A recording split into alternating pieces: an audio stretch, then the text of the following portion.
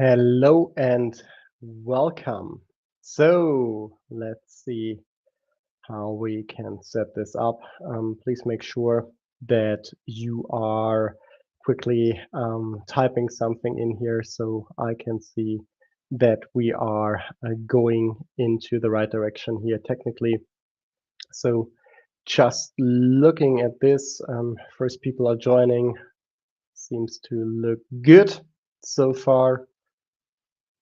Just wait for a second here.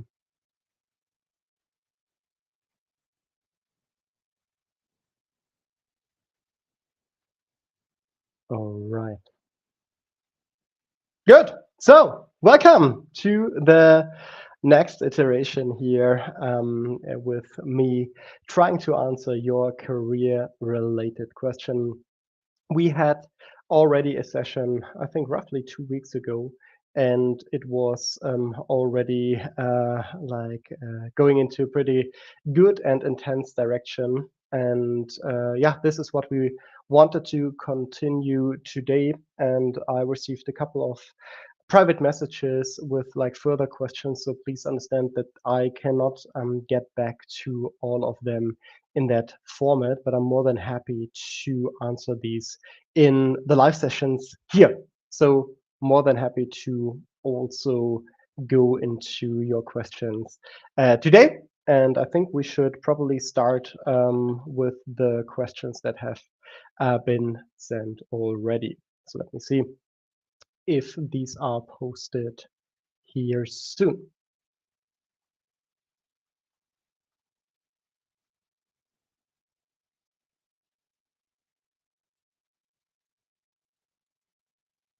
Okay, first question, how important is a resume nowadays?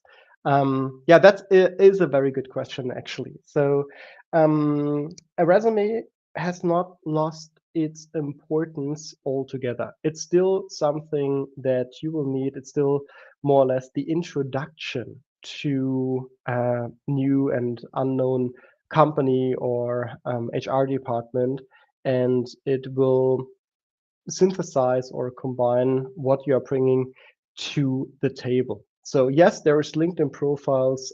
Yes, there is um, uh, whatsoever online platforms like Monster or Stepstone. But in the end, this is still something that you can use to introduce yourself and create a first impression about you and the suitability that you're bringing for the job that is to be filled. So I also don't see that resumes will get less important in the next couple of years. Yes, it is also important to make sure that your LinkedIn profile is up to date and that it's showing essentially how you would be qualified for a certain job. But I don't see any reason why a resume actually would lose importance anytime soon. So there is another one that has been sent. What's the main difference between applying through a referral system and applying traditionally?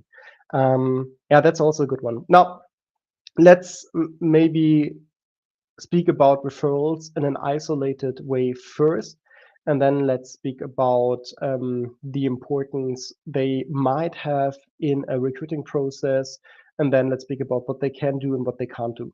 Now, referrals as a whole is nothing else than someone usually already working in a specific company or having a relation to decision makers in the process is speaking to you or understanding your situation or assessing your suitability, and then informing the respective company or decision makers that he or she has a positive impression of you. So in the end, a referral can and also will help you to, at the moment when you are screened by HR, that you will be seen in a positive light because there is some reinforcement of your suitability by an additional party. So that means the higher this party is in seniority here, right? So this third party, or the better the referral is, meaning the more intense you have collaborated with that person before, usually the more weight it has. And the more weight, that means the more positive you will be evaluated if there is a doubt if you would be a suitable candidate or not. So that is essentially what a referral is. Now let's speak about what it could do for you in the process. So at the end, a referral will help you to be seen as more positive compared to other applicants that don't bring one. Is this guaranteeing you an invite to the next stages of the process? No. Is it making it more likely that this will be the case? And here the answer is yes, right? So therefore, we usually recommend to try to build one. And this is also usually something I would always do in addition to improving the standard documents and so CV or cover letter or resume or whatsoever, right? So yes, the clear answer here is I would always go for one because it cannot harm. And also, and this is now very important and often underestimated, in the process when you're reaching out to people that could give you a referral, you also will learn so much about that specific company, the culture, the situation, and also the potential hiring needs that you can then use later on when you're shaping your professional narrative. So this is something where it's not about begging for a referral only, right? That's the completely wrong mindset here. It's about making sure that you also learn genuinely about this position, and this will help you to understand it and also to position you in an improved way compared to not having that intel of the position or the company. So next question here, can you ask two people to refer you for the same position? That depends on the company. So the referral system that companies are using are very different. So for some, and also just to make sure that we are speaking in easy terms here about what is a referral. I mean, a referral can also be that someone is giving HR a quick call and saying, hey, this Raphael had a chat to him, right, for 5 minutes, seems super reasonable, so let's go ahead with this, right? So this would also be a referral. So it doesn't always need to be in written format with a special link and a special system, right? It can also be a quick phone call of like 45 seconds from a specific person to an HR representative. And then you take it from there. So I cannot clearly answer if it is possible that two people would refer you for the same position, but it's usually in many instances not a disadvantage. Where I would be a bit careful is when it feels that like you reached out to 50 different people and then they didn't know about this, right? And then they will be informed that you also had the exact same conversation with another person, right, where it feels a bit odd or awkward. So this is where I would be a bit careful. So this is especially the case in smaller companies. But regularly, I would definitely go ahead and see and speak to several people. And if this leads then to several referrals, it's in many instances not a problem. If it leads to a problem, or you can already anticipate this, use the stronger one. And before you even ask how to identify the stronger one, it's essentially the more senior one, and the trade-off is then the more convinced one of you. So if you, for example, have worked with a senior resource for 3 months, right? And this resource was a partner level, and you had worked with or like haven't worked, but had an interaction with a senior partner, but this partner doesn't know you, then potentially you would still go with the partner, right? Because he or she knows exactly how it is to work with you. So the intensity and the conviction of that person of your worth and that you would be a valuable resource would be significantly higher. So I would go for this. Now, lastly, with regards to referrals, let's make sure that we also speak about what they can and what they can't do. So what they cannot do is usually helping you to then also get the job. What they are used for is that you're having a better chance to progress into the next round of the application process. And then later on, once you're tested on different criteria and characteristics in the actual interviews itself, they don't play in many instances as much a role as it would be in the early selection processes, where these companies are filtering out essentially all candidates that are not meeting the bar. All right, so let's see what other questions are coming in here.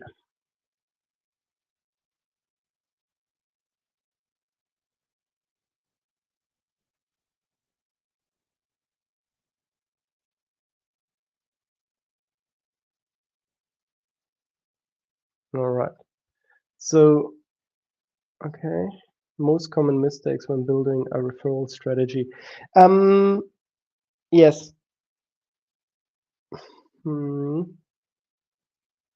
I would say blindly reaching out to hundreds of people is the biggest mistake. So not tailoring your reach out to the person that you're reaching out to, because ultimately you need to ask yourself, why would this individual answer me? There's usually not much of an upside that individual would have from answering you, because you want something from him or her.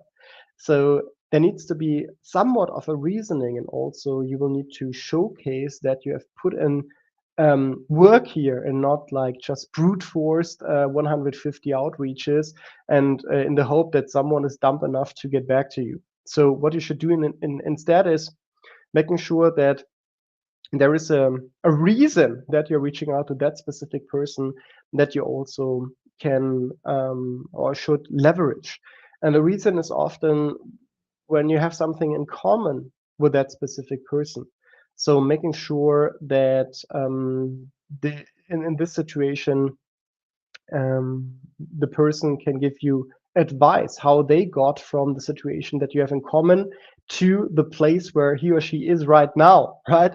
So because only then this person seems to be helpful for something that is still in front of you, right? But you have a strong commonality on the starting situation. And this usually helps people to increase the chances that they will answer you, and not only answer, but also in a meaningful way. So in the end, a referral strategy is a numbers game, yes. However, it's completely a waste of time if you are not tailoring the messages to people that have a reason to answer you. And the reason to answer you is if you can add value to that specific situation, and you usually can do so if you have gone that way before that specific person and you would want to give back, right? So that is the first step to even identify the right people and the messaging, the reach out of this.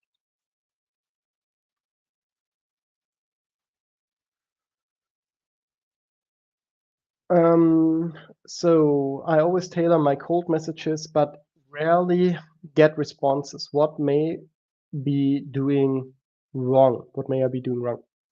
Um, so it really depends on what you're referring to when you say you tailor, right? So when you refer to tailoring, that you change the name, this is not tailoring, right? So essentially, what are the angles here that I would try in terms of commonalities-based approach, right? It would be same university. It would be same subject, same major, for example. It would be same geography, way of grown up. It would be same company you've worked for. It would be same industry you're working for. It would be same society you have been part of. So all of this might be interesting here, and could be a good starting point for tailoring your strategy.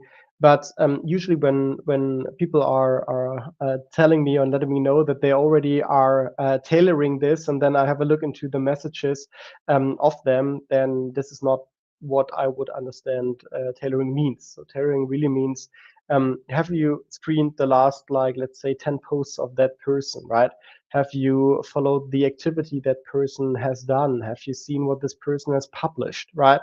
So it's usually more than only clicking through LinkedIn in 2 to 3 minutes, and then yeah, just hoping that this person would get back to you. And you also shouldn't come across as needy in your messaging. And by the way, just to make sure, you don't ask for a referral in the very first message, but you want to establish a connection first, right? And only if the conversation is going well, only once the person has understood that they can add value and that they are also willing to add value, then it also makes sense to ask for a referral.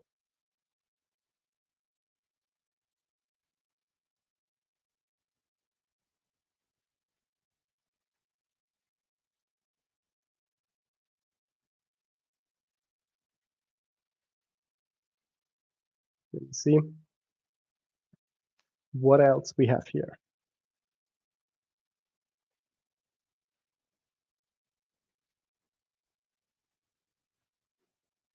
Okay. So what about the pre-tests? What about the pretests? So not 100% sure what this question is referring to.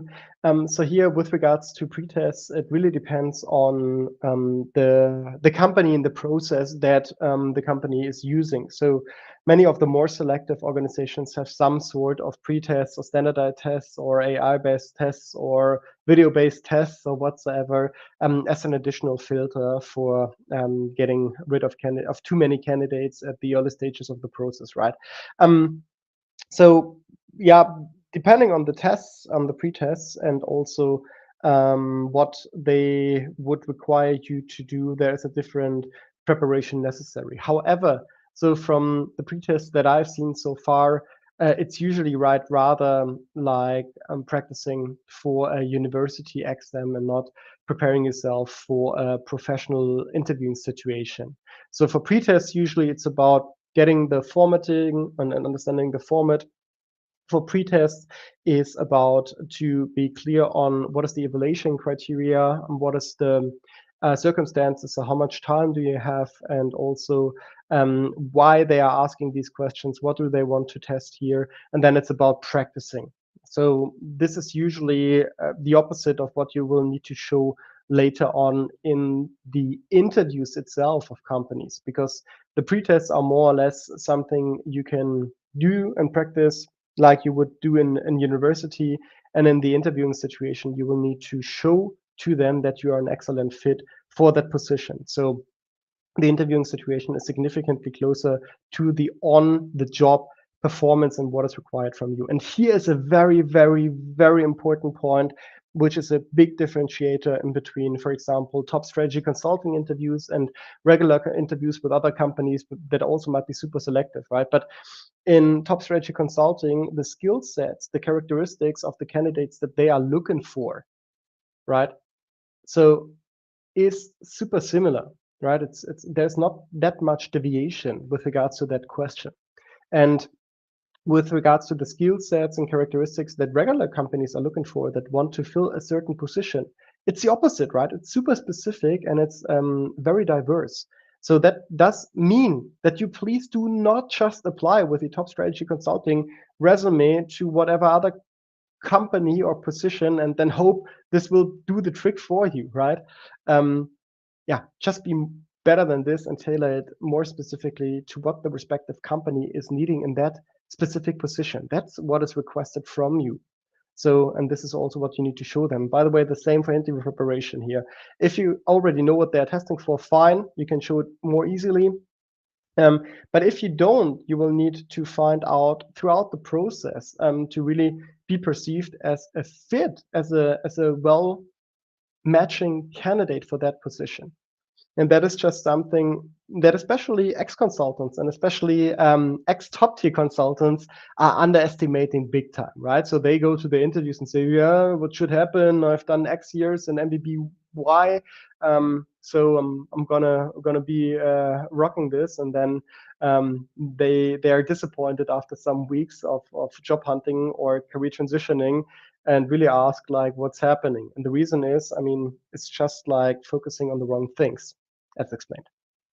So next one. One more question, Dr. Jörn. What do you believe is the future of resumes? I think we will move into a more direct way, like videos. That's a good one. I think so too. But I think the first point of contact will still be written and in written format. Why? Because it's just so much easier to digest for hiring managers. So the beauty of resumes is that you can essentially screen one in 20 to 40 seconds, right?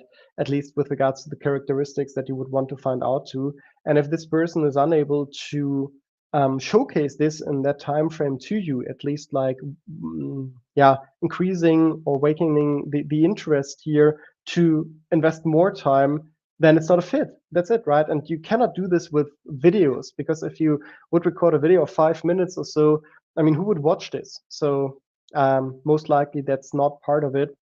So with regards to this question, I think the resumes will stick with us for a very long time. And why this is the case, because you would want to make sure that the process is super efficient for HR and the hiring managers in the very first step. And there's not too much more efficient, at least to my knowledge, than having a very concise piece of paper in which you can only use 20 to 40 seconds or so in order to understand if this could be a match or not. Next one. What is better, asking for a call with the other person or keep the communication in the direct messages? Now, I'm a big fan of asking for a call, to be fairly honest, because it's usually significantly more direct. And also, like, if you remember the two dimensions of a referral, right? Seniority level and also intensity, you can build a conversation and also a relation usually significantly better if you're speaking to a person in a live conversation. So yes, the DM game, if you want, let's call it like this for the moment, is interesting and can also be done at scale. So it's easier to scale, and it's also not synchronous, right? So it's asynchronous. So it's easier to just like do it at the side. However, I would always, if I would try to intensify the relation, I would always try to get them into a call, because it's just like the way how humans are building more meaningful interactions as in written form using DMs. So that's the answer here. Next one. I believe that every company will provide their own resume template when applying. I believe that every company will provide their own resume template when applying. No, that's not that I would know about this, right? And I've seen maybe like 5, 6, 7,000 or so resumes in the last couple of years, right? So no, that's wrong. So some of them will require you to fill certain masks online, or will require you to duplicate your data into their own IT systems. That's indeed true, but usually this is rather copy and paste exercise, and they don't provide you with a specific template for this. And with regards to templates, very, very, very important. Please do not like use one of this, I don't know, shiny graphics heavy document you can purchase online for, I don't know, $30 or $50 or whatsoever, right? Please don't. The whole idea of a resume is that recruiters and also whoever is reading is can grasp the essence within, let's say, 30 seconds, right? 20 seconds, 40 seconds, whatsoever.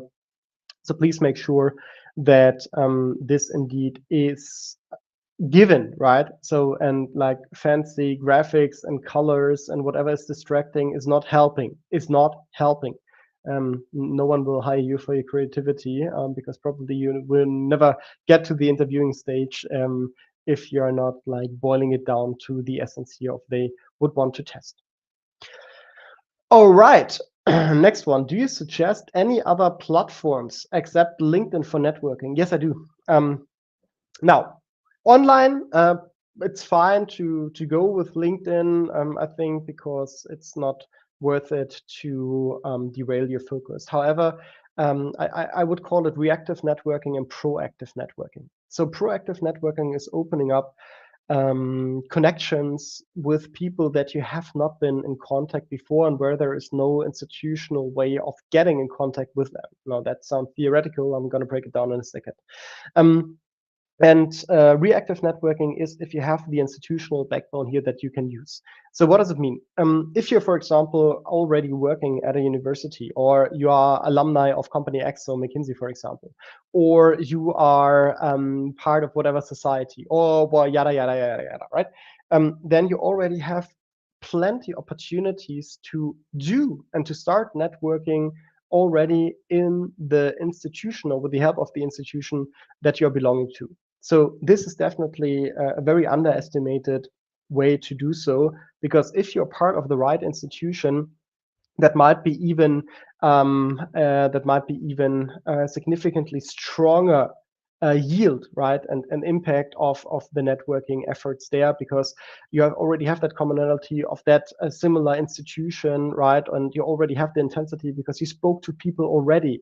So you have the chance to skip all of this, like get to know and why I should help you, right, because you can speak to them because they're standing in front of you, because it's their job at this moment in time, or at least a task and activity that they are getting paid for, right?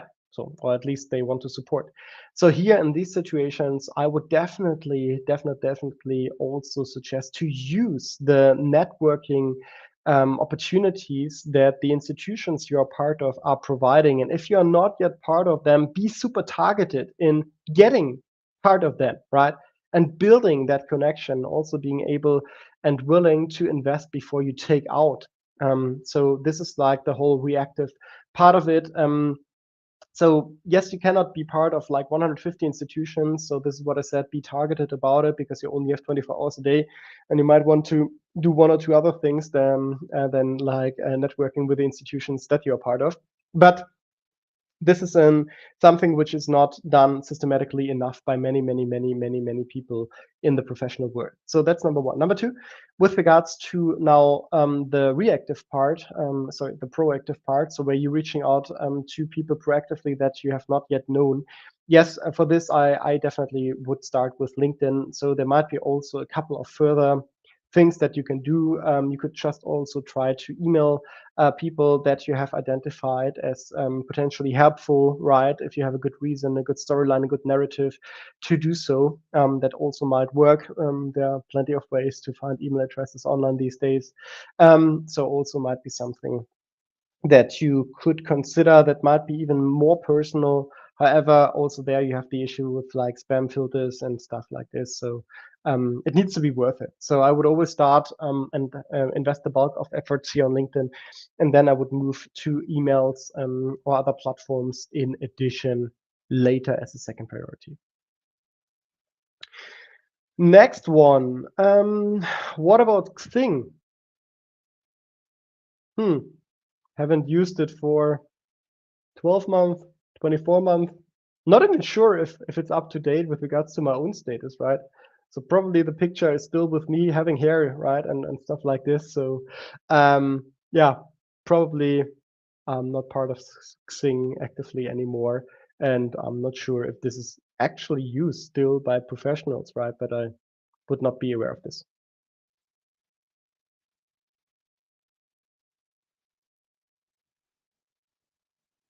All right, guys.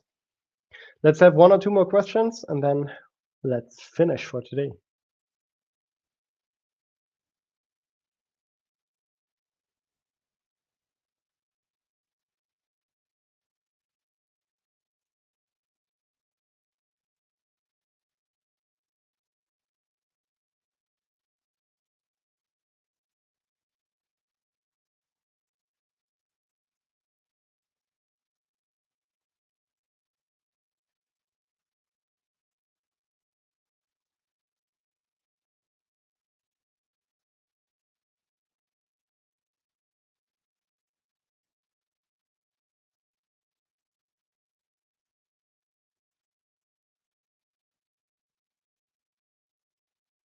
All right.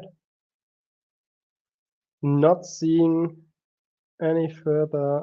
Here you go. One more question, and then let's finish for today. How can I ask for feedback after an interview without being pushy. I would be open to them. I would be very open to them and let them know that you enjoyed having the conversation, that you think this was a very well structured process, and you're for sure sad on the one hand that this was not leading to a successful outcome.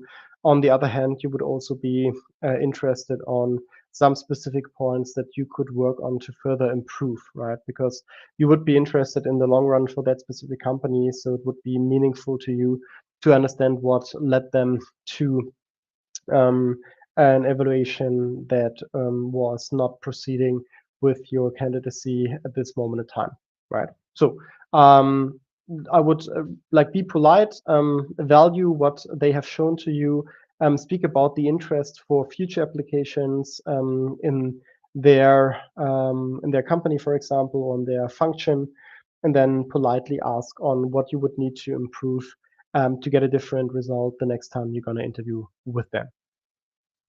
So this is what I would recommend here, and this is how I would also structure it. All right, good. So there are no further questions I can see here, and the half an hour is already gone. So thanks for tuning in. If there's anything else, reach out and ask me via direct messages, right? So I can take these questions to the next live session. For the moment, wishing you all the best. Take care and kind regards. Bye-bye.